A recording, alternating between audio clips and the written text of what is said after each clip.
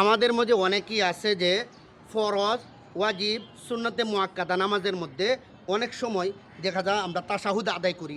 তাশাহুদের আগে অনেক সময় ভুলে ক্রমে সূরা ফাতিহা মুখ দিয়ে বের হয়ে যায়। অনেক সময় সূরা ফাতিহা পড়ে ফেলি তাশাহুদের আগে। যদি এরকম ভুল করেই ফেলি তাহলে আমার করণীয় কী? এবং অনেকেই আছে সূরা ফাতিহা তাশাহুদ পাঠ করছে। তাশাহুদ পাঠ করার পরে সে কী করছে? তাশাহুদ পাঠ করার পরে সূরা ফাতিহা আবার শুরু করেছে। মনের ভুলে সে জানে না। তো ওই সময় দুইটা কারণে সে কী করবে, এটা হচ্ছে এখানে জানার বিষয়। আপনারা যদি শেয়ার করে দেন অনেক মানুষ এই ভিডিওটা থেকে এই মাসালাটা জানতে পারবে, শিখতে পারবে। একটা দিন শেখার জন্য আপনি যদি শেয়ার করেন আপনার আমলনামার মধ্যে সব হবে। যাই হোক, যদি কেউ সূরা ফাতিহার তাশাহুদের আগে সূরা ফাতিহা পড়ে ফেলে তাহলে তার করণীয় হচ্ছে যে যদি 4 রাকাত বিশিষ্ট ফরজ নামাজ হয় অথবা ওয়াজিব নামাজ হয় অথবা সুন্নাত নামাজ হয়, সুন্নতে মুআক্কাদা হয়, তাহলে সে মাঝখানে মনে করেন বৈঠক করছে, মাঝখানে বৈঠকের মধ্যে সে ভুলটা করছে। মাঝখানে বৈঠকের মধ্যে এই ভুলটা করার কারণে সে শেষের বৈঠকে, লাস্টের বৈঠকে সে কী করবে?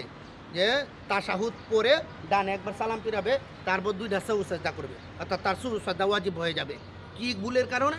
ভুল হচ্ছে যে সে বৈঠকে বসছিল, বৈঠকে বসা তাশাহুদের আগেই সে মুখ দিয়ে আয়সা পড়ছে, মনের ভুলে ফাতিহা সূরা ফাতিহা পাঠ করে লাইছে। এর জন্য এই ভুলের জন্য সহু সাজদা আদায় করবে 2টা।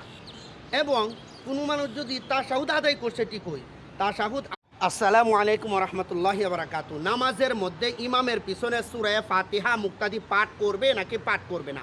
আমাদের সমাজে অনেকেই মনে করেন যে ইমাম সাহেব যখন সূরা ফাতিহা পাঠ করেন তাহলে মনে হয় আমিও সূরা ফাতিহা পাঠ করতে পারবো বা ইমামের পিছনে কোনো কেরাত পাঠ করা যায়। অনেকেই মনে করেন। এই মাসালাটার মধ্যে অনেকেরই মধ্যে গাফলতি এবং ভুল রয়েছে।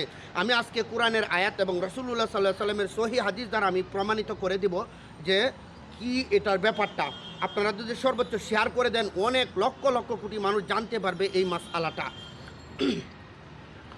আল্লাহ তাআলা সূরা আরাফের 204 নম্বর আয়াতের মধ্যে বলছেন, ওয়াইদা কুরিয়াল কুরআন ফাসতামিউ লাহু ওয়ানসিতু লাআল্লাকুম তুরহামুন, সাদাকাল্লাহুল আযীম। আমরা ইমাম সাহেব যখন কেরাত পাঠ করেন, সূরা ফাতিহা পাঠ করেন, তখন ইমামের কাজ হলো পড়া, মুক্তাদির কাজ হলো চুপ থাকা। ইমাম সাহেবের কেরাতেই মুক্তাদির জন্য যথেষ্ট হয়ে যায়। মুক্তাদির জন্য আলাদা কোনো কেরাত নির্ধারণ করতে হয় না। কারণ আল্লাহ তাআলা বলছেন সূরা আরাফের 204 নম্বর আয়াতের মধ্যে, ওয়াইদা কুরিয়াল কুরআন, যখন কোথাও কোনো স্থানে কোরআন তেলাওয়াত করা হয়, অর্থাৎ কোথাও কোরআন তেলাওয়াত করা হয়, ফাসতামিউ, তোমরা শ্রবণ করা, শুনো, ওয়া আনসিতু লাআল্লাকুম তুরহামুন, সম্ভবত তোমাদের উপর রহম বর্ষণ হতে পারে, অর্থাৎ রহম বর্ষণ হবে। অর্থাৎ তোমরা যদি কোনো কোথাও কোরআন পাঠ হচ্ছে, তুমি